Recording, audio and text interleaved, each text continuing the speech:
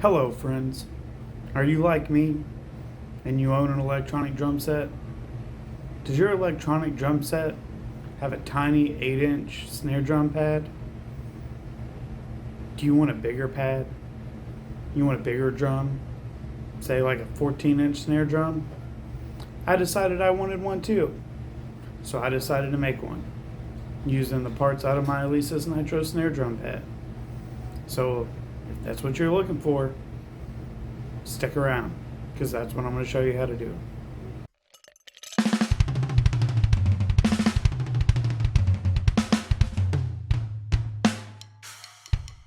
I need another drink.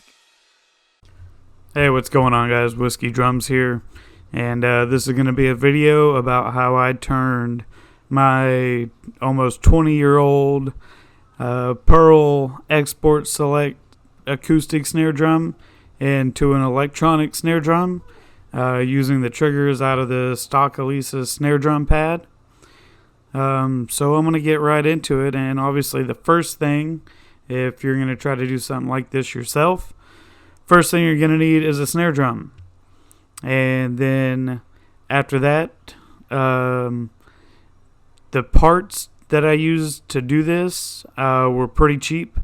So what I did is I went to Home Depot and I got a piece of, well, not one piece, I got 4 pieces of 20 gauge steel strap, and it's got little holes already pre-drilled into it in different positions, and it's really flexible, really bendable, easy to work with, so I didn't have to drill anything. The holes that are in those straps, you can take a number 8 bolt and it fits perfectly through there.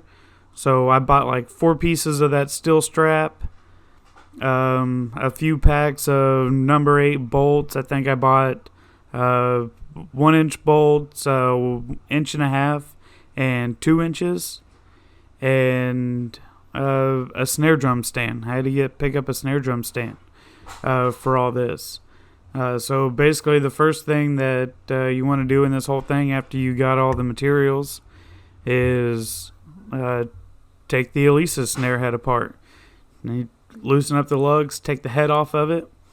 Once you take the mesh head off of it, you'll be looking down at the pad trigger, which are 4 little foam posts, and underneath that foam there's a little clear plastic base, and under that there is a triangle shape base, which is really weird that it's triangle and not square like everything else on the trigger. Take those 3 screws off, and that'll take off the top trigger. Once you remove that, you'll see underneath it, mounted to the bottom of the pad, is the rim trigger. And so I just took a razor blade and cut real easy and real gentle around the edges of it, and was able to lift that off of there. And then after that, there's 2 little screws that hold the little circuit board that the 2 triggers connect to, and that houses also the 1/4-inch jack to connect to the Alesis Nitro drum module.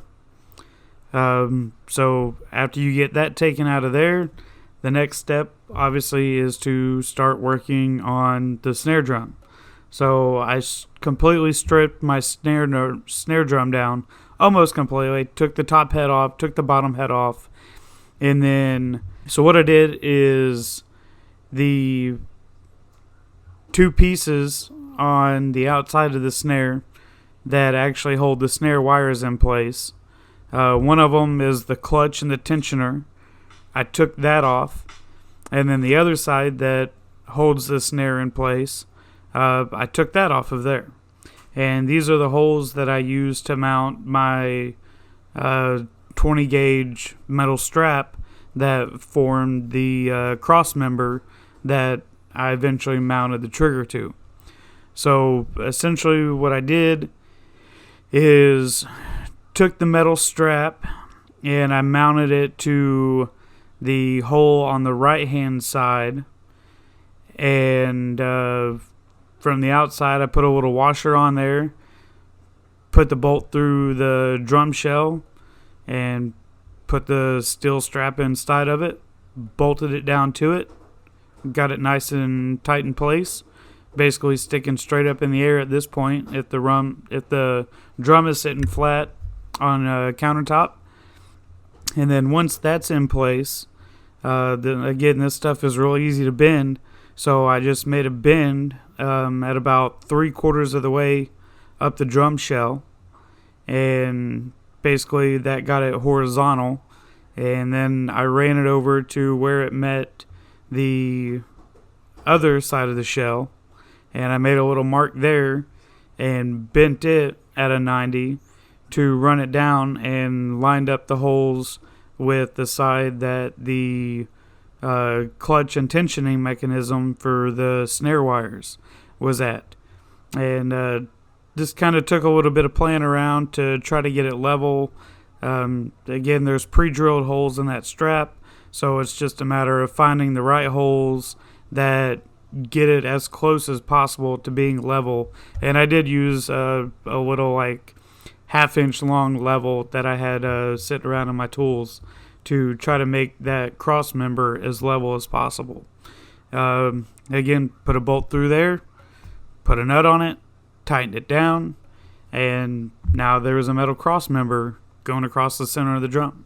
So basically I found one of the pre-drill holes that was pretty dead center in the middle of the drum, and I took one of the holes of the base of the trigger.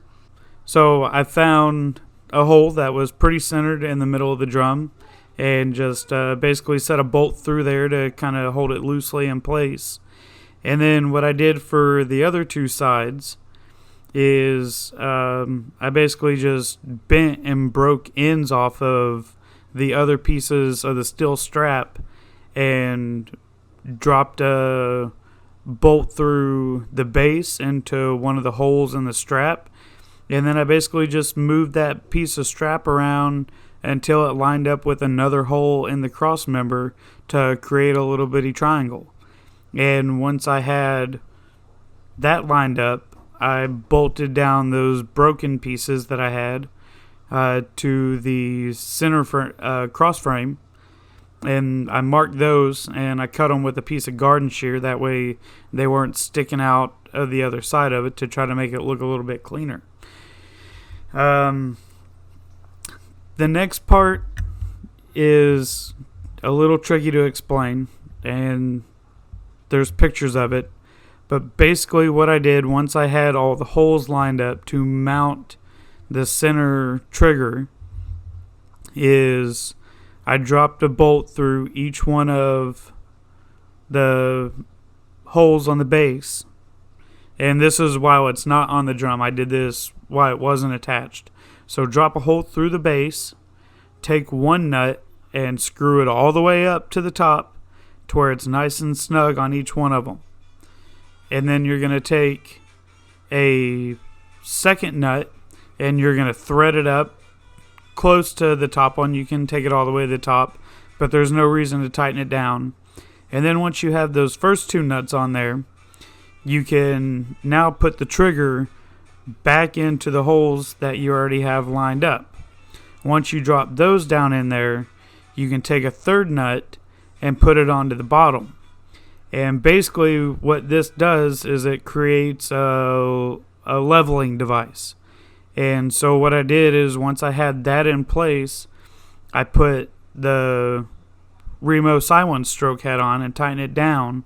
And then I just kind of moved the trigger up to where those four little foam posts were making solid contact with the drum head. I just happened to get it right the first time. You might have to play around with it a little bit. But basically once I got it to where it was pretty flush on all ends, then I tightened down one of the second screws to give me a good starting point. And then I took the head back off, and then I took that little level and I set it in the center of the trigger, and I used those screws to level it out to make sure that the trigger was setting 100% level. That way, whenever you put the head back on, you have even contact on all 4 of those little foam posts, and that prevents any hot spotting or anything weird like that going on. So that was that. That was probably the most challenging part, was trying to figure out how to mount that trigger in the center of the drum. After that, I had these little L brackets for like making shelves that I had laying around, and over on the side of the snare drum that has the horizontal holes that you attach the snare strands to, I used the second hole on there to mount that L bracket, and that L bracket had 2 holes on each side, and so I just took a couple zip ties and put that little circuit board with the 1/4-inch connector on it, and I mounted the plastic part on the metal. That way, you know, the chip didn't, or the little circuit board didn't touch any metal and didn't short anything out, and just zip tied it on there real good. And then from there, I took a little bit of Gorilla Glue and I put it on the metal trigger for the rim, and just pressed that on. I think I put it about maybe a 1/4 or a 1/3 away up from where the bottom of the shell is. I didn't want it too close to the top. I didn't know if it would double trigger if I put it too high, so I kept it pretty low and let that dry. And then I put it all together, put the top head back on, put the bottom head on, and then where the 1/4-inch connector jack is, I cut a little square out of my bottom head. That way I could, you know, connect the drum module cable up into it, and hooked it up, plugged it into the drum module, turned it on. I had to play with some pad settings, you know, to account for a larger playing surface. I think I set my curve to 1 to get a more natural response from it, like an actual acoustic snare. I turned the rim sensitivity. I think I used to have it at like 3 or 4. I turned the rim sensitivity of the pad up to 14 or 15, I believe, and still don't have any double triggering from that. And that was pretty much it. It was a pretty easy project. It's just a matter of getting those parts, and I think in total, I think I spent, I don't know, maybe $70. You know, like $10 at Home Depot for bolts and the metal strap, and then I had to buy a snare stand that was like $30, and then the Remo Silent Stroke was $17, I believe, and that was it. And you know, so call it that. If you don't have an acoustic snare and you want to get this, I mean, it's not hard. You could probably go to a pawn shop and pick one up for really cheap. You can go to Guitar Center, look at their website, browse for used snares to get one. It really doesn't matter the quality or the brand. Mine just happened to be from an old drum set I had whenever I was a teenager, so I decided to use that.